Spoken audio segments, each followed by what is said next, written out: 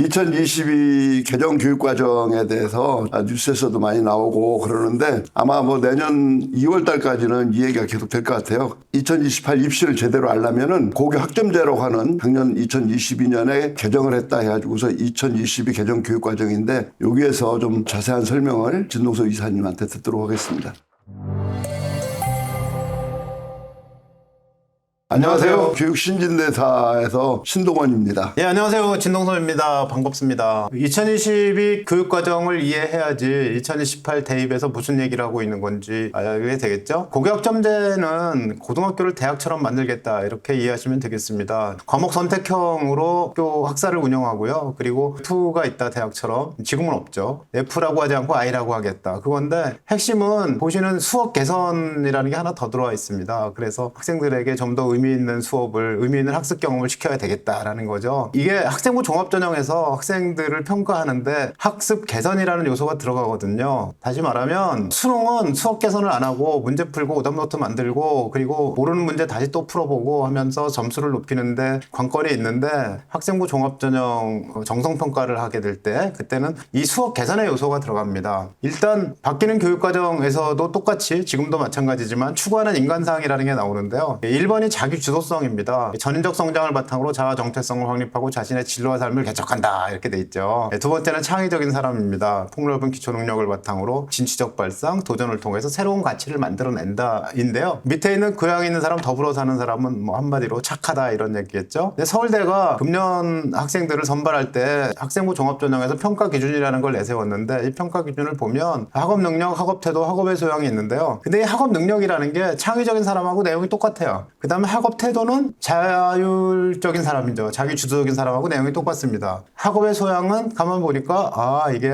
교양 있는 사람, 더불어 사는 사람하고 똑같구나. 결국 서울대학교뿐만 아니라 다른 대학에서 내세우고 있는 이런 평가 기준도 국가교육과정에서 얘기하는 것과 별 다른 게 없는 거죠. 그것을 이해하고 계시면 되겠습니다. 1번은 자기 주도성이고요. 2번은 공부하는 내용인데 그런데 대학에 선발할 때는 자기 주도적이라고 하더라도 수업을 못 따라오면 안 되잖아요. 그러니까 어느 만큼 공부할 수 있는 능력이 있는지를 평가하니까 학업 능력을 일단 중시한다 이렇게 되어 있는 거죠. 그리고 교육과정 안에서는 역량 얘기를 합니다. 그래서 역량이 자기관리 역량, 지식정보 처리 역량, 창의적 사고 역량, 심리적 감성 역량, 협동적 소통, 공동체. 그런데 협력적 소통 역량과 공동체 역량은 착하다의 부분이잖아요. 교양 있는 사람, 더불어 사는 사람의 부분이고요. 그 위에 있는 네 가지가 자기 주도적인 사람, 자기관리 역량 있는 사람, 자기 주도적인 사람이죠. 그리고 지식정보 처리, 창의적 사고, 심리적 감성 이 영역이 학업과 관련되어 있는 학업 역량과 관련되어 있다 이렇게 보시면 되겠습니다. 그래서 학생들이 뭔가 지식을 습득하면 그것을 활용해가지고 현실 문제를 해결하는데 쓸 수 있어야 되는데 그 말을 두어서 개념과 원리를 활용할 수 있는 지식을 가지고 있어야 한다. 그리고 그 지식을 유창하게 인출해서 현실 문제를 해결할 수 있어야 되고 탁월한 문제 해결력이 있어야 된다고 보는 거죠. 그것을 얘기할 때 적응적 전문성과 일상적 전문성이라는 말로 얘기를 하는데 일상적 전문성이라는 건 전문적이지만 전문적 지식을 가지고 있지만 일상적인 문제를 해결하는 거죠. 내가 의사예요? 감기 환자가 왔어요? 감기약 줬습니다. 배탈 환자 왔어요? 배탈약 줬어요? 또 감기 환자 왔어요? 감기약 줬어요. 그런데 이게 뭐지? 처음 보는 환자가 왔어요. 이런 문제를 해결할 수 있는 사람이 적응적 전문성이 있는 사람이라는 거죠. 일상적 전문성으로 해결할 수 없는 문제임을 간파하고 문제를 창의적으로 해결하는 사람, 이 사람이 기본 지식을 가지고 그 지식을 꺼내서 문제 해결하는데 잘 쓸 수 있는 사람인데 레시피대로 요리하는 사람과 창의적으로 요리하는 사람 중에 우리는 누가 더 많은 부를 창출하고 누가 더 많은 사람들에게 영향력을 줄 것인가. 지금은 창의적으로 요리하는 사람이고 이 사람이 바로 적응적 전문성을 가진 사람이라는 거죠. 그래서 학생들에게 어떤 학습 경험이 필요하다라는 건데요. 결과적으로 보면 학교 공부라는 것이 지식 이해, 과정 기능, 가치 태도 이렇게 세 개의 영역으로 나눠놨는데요. 이 세 개의 영역 중에서 내용 요소, 개념과 원리를 잘 아는 사람 이게 기본이죠. 그 다음에 탐구, 절차적 지식, 표현, 성찰의 단계가 하는 것이 실전 문제에 해당되겠죠. 탐구 활동을 한다. 네가 개념과 원리를 잘 알았지? 그럼 이걸 활용해서 탐구를 해. 탐구라는 건 뭐냐 하면 교과서에 학습 활동을 하게 돼 있어요. 근데 교과서 학습 활동이 1번이고 2번은 수행 과제고 세 번째는 본인이 스스로 어떤 주제를 정해서 탐구하는 것을 말하죠. 이렇게 탐구가 세 가지가 있다. 3단계가 있다. 이렇게 생각하시면 되겠습니다. 거기에서 이어지는 것이 탐구했으면 그 다음 발표를 해야지 알잖아요. 대학에서도 평가할 때 세트게 써 있어야 알죠. 똑같이 표현을 해야 되는데 표현은 보고서 쓰기, 발표하기, 토론하기 이런 것으로 이루어지니까 이런 표현 능력이 길러져야 된다는 거죠. 그 다음에 마지막은 성찰입니다. 그래서 어떻게 했는데? 그래서 무슨 생각을 했는데? 이 단계까지 나아가는 것이 공부고요. 그 다음 단계는 대학에서 평가를 하지는 않죠. 왜냐하면 그 앞에 게 다 됐으면 저절로 교과 그 고유의 가치와 태도가 이루어졌을 것이다 라고 얘기를 할 수가 있는 거니까요. 그러면서 기초 능력이 있어야 하기 때문에 필요한 것이 이런 기초 소양이라는 건데 언어 소양, 수리 소양, 디지털 소양이 필요하다라고 얘기하죠. 언어 소양은 국어 영어를 잘 구사할 수 있고 잘 사용할 수 있다. 수리 소양은 수학적 언어를 잘 사용할 수 있다. 디지털 소양은 디지털 언어를 잘 사용할 수 있다. 그래서 국영수 D라고 가볍게 얘기를 합니다. 이것을 바탕으로 해서 학생들이 배울 수 있는 과목들을 나눠놨는데 첫 번째 특징은 학기별로 한다는 거예요. F를 줄래니까 대학은 두 학기에 같은 과목을 배우는 게 없잖아요. 고등학교도 똑같아지는 거죠. 지금은 두 학기에 걸쳐서 배우는 과목들이 1학년부터 있죠. 국어 1학기 2학기, 수학 1학기 2학기 이렇게 되어 있는데요. 앞으로 가면 공통국어 1, 공통국어 2 이렇게 나눠서 1학기 2학기가 있는데 1학기 때 I를 맞으면 뭔가 통과를 못하고 재교육을 받아야 되는 이런 단계를 거치도록 만든 거죠. 그래서 모든 과목은 학기별로 되어 있다. 학기별로 되어 있으니까 한 과목을 너무 사이즈를 크게 만들 수가 없지 않습니까? 그래서 4학점으로 만들어 놨다는 거예요. 근데 모든 과목은 4학점이다. 일부 과목이 4학점이 아닌 것이 있는데 대부분의 과목은 4학점이다고요. 그래서 2028 대입에서 5단계로 10%가 1등급, 그 다음에 34%가 2등급 그렇게 얘기할 때 이것이 다 4학점짜리가 되는 거죠. 공통 과목은 1학년 때 배웁니다. 그러니까 1학년 때 배우는 공통 과목은 공통국어 1, 2,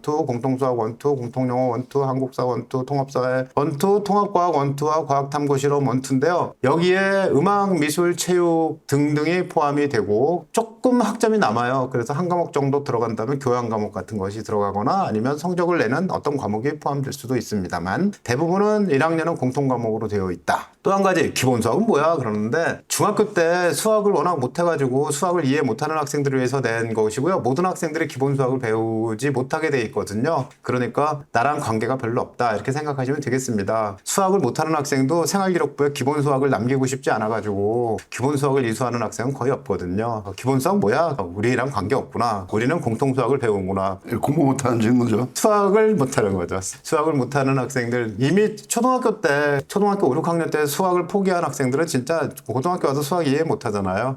그 학생들에게 가르칠 과목인데 그런데 기본 수학이라는 말이 이게 뭐지? 뭐가 있나 봐. 뭐가 없습니다. 그 다음에 선택 과목에 일반 선택 과목이 있습니다. 일반 선택 과목은 2028 수능에서 이게 범위야 라고 얘기했던 과목들이죠. 합법과 언어, 독서와 작문, 문학, 그 다음에 수학에는 대수, 미적 분일, 확률과 통계 등등 이렇게 쭉 있고요. 사회와 과학 과목에 보면 상당히 많은 과목들이 달라졌구나 하는 것들을 알 수가 있습니다. 국어, 수학, 영어를 2022와 2015를 비교해 보면 국어는 2015에 비해서 과목이 많아졌다. 수학은 2015에 비해서 과목이 많아졌다. 영어는 2015에 비해서 과목이 많아졌다인데요. 학교에서 배우는 과목 중에 국영수, 한국사가 딱 절반이에요. 절반밖에 못 배웁니다. 더 이상 배울 수가 없어요. 절반을 배우기 때문에 되게 과목이 많아져도 그 과목 중에 여러 개를 선택할 수는 없다는 거죠. 다시 말씀드리면 국어가 있는데 국어에 지금 현재는 독서와 문학이 수능에서 필수고 합법과 작문, 언어와 매체 중에 선택을 하거든요. 그런데 공통국어 1, 2가 있고 합법과 언어, 독서와 작문, 문학까지 해서 이 과목이 수능 과목이 된다면 그렇다면 한 학기에 하나씩 배우잖아요. 1학년 때는 공통국어 1, 2학기 때 1학년 2학기 때 공통국어 2. 그래서 2학년 때와 3학년 때 걸쳐서 합법과 언어, 독서와 작문, 문학 했어요. 3학년 1학기 끝났죠. 3학년 1학기까지 하나씩 했으니까 그럼 3학년 2학기에 있는 과목은 학생부 종합전형 때 안 들어가잖아요. 그러니까 이것을 그 뒤에 있는 것들을 선택할 때 무엇을 할까 알아서 해. 좋은 거 해. 만약에 재수를 염두에 둬서 꼭 뭔가 학생부 전형으로 갈 것 같아요. 그러면 어려운 걸 하겠지만 보면 특히 별게 없습니다. 무엇을 해도 변별자질을 가진 것은 없다. 이거죠. 별게 없다는 말은 의미가 없다는 얘기는 아니고요. 어떤 걸 해도 근데 얘가 매체를 했구나 언론정보학과에서 뽑아야지 그렇게 가지는 않는다는 뜻이죠. 수학이 있어요. 수학도 잘 보셔야 될 게 수원이 대수고요. 수투가 미적원이에요. 그래서 확률과 통계 그대로 있고 미적부는 미적2로 가 있어요. 2022에. 그런데 2028 대입 수능에서 대수, 미적원, 확률과 통계를 보겠다는 거죠. 현재 수원, 수투, 확률과 통계. 그래서 이게 문과수학이다라고 얘기를 하는 거죠. 그 이후에 과목이 많이 늘어났습니다. 그래서 그 과목들 중에 몇 개를 더 볼 수가 있는데 아무래도 그리고 기본이 되는 과목은 진로 선택의 미적투와 기하가 되겠죠. 그 나머지 과목들은 위계가 높은 과목이 별로 없거든요. 그러니까 거기까지만 해도 벌써 5과목이기 때문에 2학년, 3학년 때 5과목 했으면 많이 해야 6과목 하지 않겠어요, 수학을? 그러면 하나 더 하면 뭐 할래? 아마 수학과 탐구나 이런 과목들을 할 가능성이 큰 거죠. 영어는 그대로 영어 1, 영어 2가 살아있고요. 나머지 영어와 독해 작문 뭐 등등이 있습니다. 2028의 특징이 심화 영어 독해 작문이라는 심화자가 붙어있는 과목이 있는데, 만약에 대학에서 평가를 할 때 영어 독해 작문 배운 학생과 심화 영어 독해 작문을 배운 학생이 있습니다. 그러면 심화 배운 학생들에게 더 어떤 메리트를 느낄까요? 아무래도 선택자 수가 적고 또 그렇다 할 것 같으면 아무래도 단어 수도 그냥 독해 작문보다는 심화 영어가 훨씬 많으니까. 그렇진 않습니다.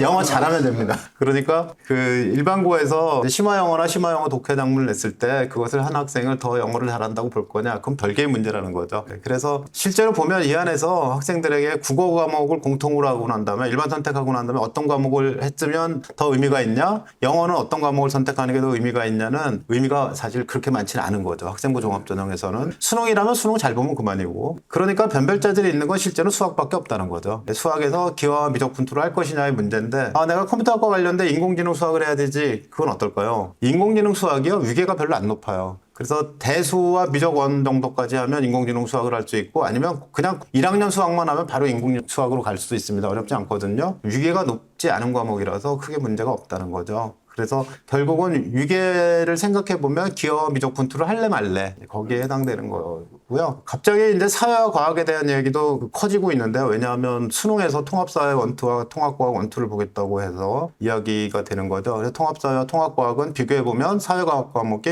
이렇게 이름이 바뀌었다 그런 정도고요. 과학을 먼저 보면 통합과학 원투가 통합과학이 학기를 나눠진 거죠. 일반 선택 과목 원이 다 그냥 원이 없어지고, 그리고 물투가 역학과 에너지, 전자기하 양자 두 과목으로 늘어났습니다. 화투가 물질과 에너지, 화학 반응의 세계 이렇게 두 과목으로 늘어난 것을 볼 수가 있습니다. 그런데 수능을 보겠다는 통합과학은 뭐냐인데, 통합과학을 보게 되니까 과학의 그 수많은 과목, 과학 원투가 12과목으로 늘어났잖아요. 그래서 무지하게 그것을 다 배우고 난 다음에 해야지 우리가 통합과학을 배울 수 있을 거야 라고 얘기하는데, 그런데 통합과학에서 배우는 것 전체가 요거 다예요. 과학의 기초, 물질과 규칙성, 시스템과 상호작용이라는 것 안에서 과학의 기초는 기본량, 단위, 측정과 어림, 정보와 신호 뭐 이렇게 해서 몇 가지들을 통합적으로 배운다거든요. 그래서 그 중에 하나인 통합과학의 두 번째 성취 기준을 보면, 세상을 구성하는 원소들의 성질이 주기성을 나타내는 현상을 통해 자연의 규칙성을 도출하고 지구와 생명체를 구성하는 주요 원소들이 결합을 형성하는 이유를 해석할 수 있다. 근데 이 전 단계 그 결합에 대한 것은 이미 중학교 때 배웠어요. 고등학교 1학년 때는 그게 어떻게 무슨 이유로 이렇게 결합을 했지 하는 그런 생각을 해본다는 거죠. 그래서 통합 과학을 한다고 그럴 때 과학을 나머지를 다 배워야지만 더 유리할까? 그렇지 않아도 통합 과학은 어느 정도 커버가 될 거다. 그렇게 얘기를 하고요. 사회 과목이 있는데, 사회는 과목 수가 늘어났는데 이것도 역시 통합 사회를 배우겠다고 하잖아요. 통합 사회의 영역이 이렇습니다. 통합적 관점이라는 게 있고요. 통합적 관점 안에는 통합적 관점, 시간적 관점, 공간적 관점, 사회적 관점, 윤리적 관점이라는 게 들어 있습니다. 보니까 되게 이건 윤리고, 이건 사회의 영역이고, 이건 지리의 영역이고, 뭐 이런 것들을 이해하실 수가 있을 것 같고요. 인간, 사회, 환경과 행복 이런 큰 주제어를 가지고 그 주제에 대해서 알아보자는 거죠. 그래서 밑에 보면 성취 기준이 있는데, 이 성취 기준의 숫자를 보면 숫자가 많지 않아가지고 학습량이 무지무지하게 많을 거다라고 고민하실 일은 아닐 거라는 거죠. 그리고 선택 과목들이 또 쭉 있는데, 이 선택 과목들은 어떤 과목을 했다고 해서 대입에서도 유리해 이러게 되는 건 아닌 거죠. 실제로 고등학교 교육과정은 국영수 한국사가 절반이고요. 그 나머지 절반은 사회나 과학의 탐구와 음악, 미술, 체육 등이 차지하잖아요. 그래서 실제로 학생이 자기가 원하는, 요즘 많이 유행하는 텃밭 가꾸기를 하는 교육과정이에요 이런 얘기하는데, 이 텃밭 가꾸기라는 게 선택할 수 있는 여유가 없어요. 국영수 안 하는 애들이 선택하는 거죠. 학교 와서 늘 공부에 흥미가 없어요. 나는 영어를 안 할래요. 나는 수학을 안 할래요. 이런 학생이라면 여유가 있지만 대부분의 학생들은 여유가 없다는 얘기입니다. 뿐만 뿐만 아니라 여기에 보면 과학계열이나 체육계열, 예술계열 교육과정이 들어있는데요. 이 교육과정 안에 있는 것은 과학계열은 과학고등학교에서 지금 배우고 있는 거잖아요. 지금 다시 특목고 자사고를 존치하는 것으로 초등등교육법 개정한다고 예고가 돼 있거든요. 그래서 교육과정도 따로 개정이 되죠. 따라서 할 거죠. 외고 교육과정이나 이런 것들을 따로 빼서 부분 개정을 할 거거든요. 그런데 어쨌든 여기에 있는 과목들을 이수한다고 하면 일반고에서 고급기와 고급 미적분을 이수하면 유리해요, 이런 얘기는 많이 하지 않습니까? 굳이 그럴 필요 없다. 근데 그 얘기는 별도로 하겠지만 만약에 과학고를 가면 이걸 배우는 거다라는 얘기죠. 국제와 관련된 과목이 없어져 버렸죠. 국제고 폐지하기로 했으니까. 근데 다시 살아난다면 국제에 관련된 교육과정, 외고와 관련된 교육과정에 다시 부활을 하겠죠. 네, 여기까지 빠르게 말씀드렸는데 나중에 보실 때 느린 속도로 보시면 아마 이해가 좀 더 빨리 되지 않을까 하는 생각이 듭니다. 보통 이제 일주일에 4시간, 이제 4학점짜리면 4시간 하게 되잖아요. 근데 이제 6과목을 선택하면은 6, 4, 24 해가지고서 24시간이고, 여기다 이제 봉사활동이라든지 진로활동 뭐, 이렇게 들어가면은 아주 최소로 선택한다 하더라도 6과목 정도는 선택해야 될 것 같거든요. 어떤 학생은 6과목 선택할 수도 있고, 어떤 학생은 뭐 자기, 그러니까 192학점만 자기가 이제 취득을 하게 되면은 고등학교를 졸업할 수 있는 거니까 6개 학기 동안 192학점, 지금은 이제 매 학기마다 34단위씩 해가지고서 204학점을 받아야만 이제 졸업할 수 있는데, 지금 이제 현재 고등학교 1학년부터는 이미 이제 고교학점제가 거의 시범 운영이지만 실제로 운영되고 있는 거나 마찬가지인데, 그것이 이제 어떤 때는 7과목 선택할 수도 있고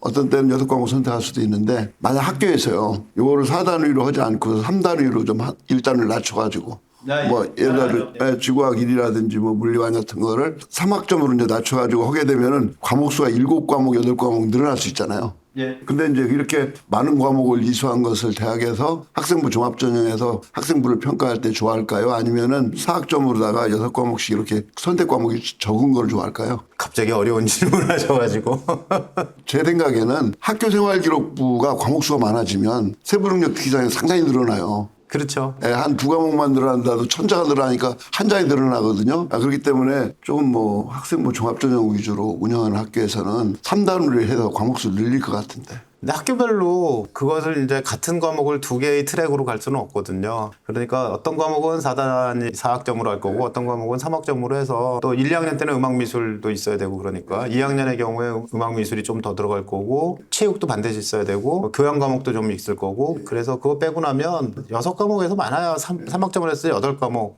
그 정도일 거예요. 2과목 차이 정도가 날 텐데, 다양성이라는 면에서 보면 과목수가 많은 게 좋다고 할 수가 있지만, 문제는 그러면 깊이 있게 학습이 되냐, 그런 문제가 있어서 그것도 결국은 비평균 경쟁 있는 학교라면 이수 단위가 좀 작을 거고, 평균 학교라면 그렇게 하지 못하겠죠. 교육과정이 고시가 되었는데 앞으로 특목고의 교육과정이 더 필요하니까 그 부분이 보완될 가능성은 있는데, 교육과정에 대한 얘기는 여기까지입니다. 평가 얘기는 또 대입과 관련돼 있는 문제라서 따로 다룰 거니까 그때 가서 말씀을 드리도록 하겠습니다. 일단 교육과정을 잘 이해하고 있는 게 굉장히 중요하겠죠. 오늘 얘기는 여기서 마치겠습니다. 고맙습니다.